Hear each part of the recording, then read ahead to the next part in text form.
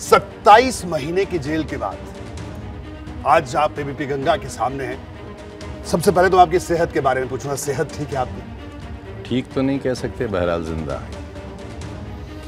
आजम खान साहब, ये बताइए कि जो 27 महीने, इससे पहले भी आप, जहां तक मेरे जहन में जो हमने पढ़ा कि इमरजेंसी में आप आपातकाल में पौने 2 साल, लेकिन वो वक्त कुछ और था, वो वजह कुछ और थी।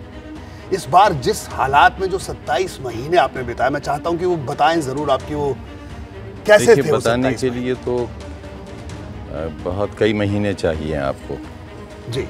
कई किताबें लिखी जा सकती हैं और लिखी जाएंगी भी, मैं खुद भी इस पर लिखूंगा। लेकिन इतना आपकी जानकारी में ज़रूर होगा, आप पढ़े लिखे हैं, आपके सुनने वाले भी पढ़े लिखे लोग हैं। ये इंटरनेशनल लॉ है कि किसी को तन्हाई की कैद में 3 महीने से ज़्यादा नहीं रखा जा सकता। जी। इंडियन लॉ भी है। ये कानून क्यों बदला था? ये कानून इसलिए बदला था कि गैर इंसानी कानून था। जी। जब दुनिया ग़ुलाम थी, कहीं राजाओं की, कहीं बादशाहों की, कहीं तानाशाहों की, तो उनके जो मज़ालिम थे, या अंग्रेज़ों के जहाँ जहाँ साउथ अफ्रीका या हिंदुस्तान जहाँ उनकी हुकूमतें थीं, जी, उन्होंने राजनीतिक कैदियों के साथ या जिन्होंने उनकी सत्ता को चैलेंज किया था, उनके साथ बड़े अमानवीय बर्ताव किए थे। जी। और उस अमानवीय बर्ताव में सबसे बड़ा अमानवीय बर्ताव ये था कि किसी ऐसे शख्स को जो इंसानों में रहता हो, उसे इंसानों से हटाकर बेजान दीवारों के बीच एक 8 बाई 11 की कोठरी में बंद कर दिया जाए। जी। और वहाँ 13 और कोठरियाँ ऐसी ही हों, और ये वो कोठरियाँ थीं जिनमें ब्रिटिश पीरियड में उन लोगों को जो मुजरिम होते थे या जिन्हें आज़ादी का नारा लगाने की सज़ा मिलती थी, जी, उन्हें कैद किया जाता था सिर्फ 1 या 2 दिन के लिए। जी। क्योंकि वो भी उससे ज़्यादा तकलीफ़ वहाँ बर्दाश्त नहीं कर सकते थे। वहाँ 27 महीने वहाँ पीछे के दरवाजे से निकाल कर फिर उन्हें फांसी दे दी जाती थी। जी। पहले वो बैरिक्स में रखे जाते थे, लेकिन सिर्फ 1 या 2 दिन के लिए उन कोठरियों में लाया जाता था। उनके साथ भी वो बर्ताव नहीं हुआ था जो 27 महीने हमारे साथ हुआ, अपने ही वतन में, अपने ही लोगों के हाथों से।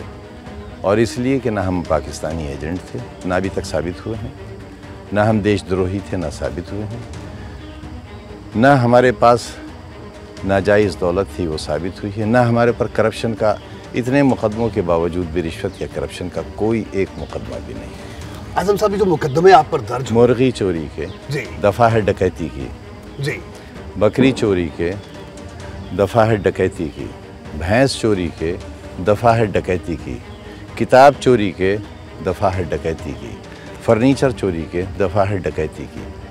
और मैंने नहीं की, मैंने कहा कि जाओ ये काम कर लो।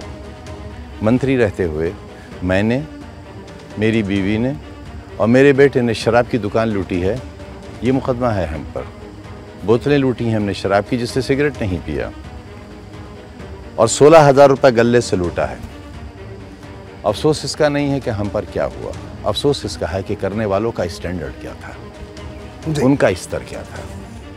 दुख इसका है। एक यूनिवर्सिटी का फाउंडर हूँ मैं, मुझे मार दें तब भी फाउंडर रहूँगा, इसे खंडहर कर दें गिराकर तब भी फाउंडर रहूँगा। जी। मैं 4 बच्चों के स्कूलों का फाउंडर हूँ, CBSE बोर्ड के, जहाँ 20 रुपये फ़ीस है उन बच्चों की जिनके माँ बाप नहीं हैं या रिक्शा चलाते हैं, बीड़ी बनाते हैं, और जिनके माँ बाप नहीं हैं उनकी कोई फ़ीस नहीं है। आजम खान साहब, ये बताइए कि आप पर ही क्यों इतने मुकदमे दर्ज कर दिए गए? आजम खान ही क्यों? आप बताइए क्यों, आप बताइए क्यों। आपको क्या लगता है कि क्या वजह है? मेरा वतन है हिंदुस्तान, बस यही वजह हो सकती है। ईडी वालों ने 5 दिन मुझसे पड़ताल की जेल में, जबकि मैं बैठ नहीं सकता था। 8-8 घंटे मुझे बिठाला, कोरोना की बीमारी से वापस लौटा था। मैंने कहा कि कैमरे लगाकर बात कीजिए मुझसे। जी। नहीं मानी उन्होंने मेरी। सवालात ये थे कि विदेशों में आपके कितने होटल हैं, जी, कितनी कोठियाँ हैं विदेशों में आपकी, कितने बैंक बैलेंसेस हैं। जी। तो मैंने बतलाया कि मेरे 2 बैंक अकाउंट्स हैं, एक पार्लियामेंट का क्योंकि मैं MP रहा हूँ, और दूसरा विधानसभा का। इसके अलावा मेरा तीसरा कोई ज़ाती अकाउंट नहीं है पूरी दुनिया में। मुझे तुम्हारे सवालों पर अफसोस नहीं हो रहा है, गुस्सा नहीं आ रहा है, लेकिन इस बात पर शर्म आ रही है कि मैं कहाँ पैदा हो गया।